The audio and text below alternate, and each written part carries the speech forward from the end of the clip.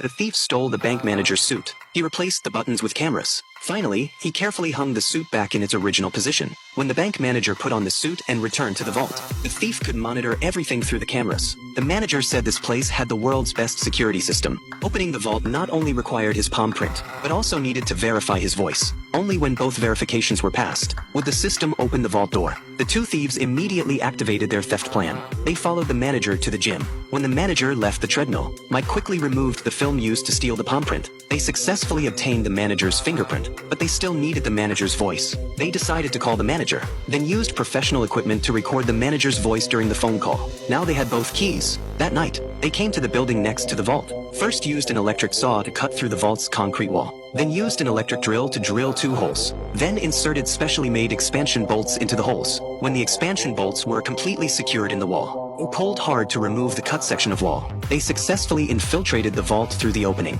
They took out gloves with the manager's palm print. Palm print and voice verification succeeded. After the vault door opened, Robert quickly took out the infrared interference device. Mike unfolded a specially made flatbed cart. After installing the interference device at the front of the cart, he carefully lay down on top of the cart. At this time, the infrared beams in the corridor were constantly moving. Robert directed Mike. Mike used his fingers to slowly move forward. He avoided all the infrared scans. Then he pushed the interference device to the designated position. Robert quickly pressed the switch. All infrared beams in the corridor instantly became disabled. Now they were only one door away from the jewelry. The two quickly used tools to drill holes in the vault door, then inserted a micro probe deep into the hole. Using the camera, they could observe the state of the lock mechanism. The two kept trying the door lock's password. Soon the password was completely entered correctly. The two successfully opened the vault door, but they didn't take these jewelry worth hundreds of millions of dollars. Instead, they chose the safe in the corner. Robert took out tools to blast the safe's bulletproof glass. Then he carefully took out the wooden box to examine it. Inside the box was his target, but Mike suddenly pulled out a gun and aimed it at Robert.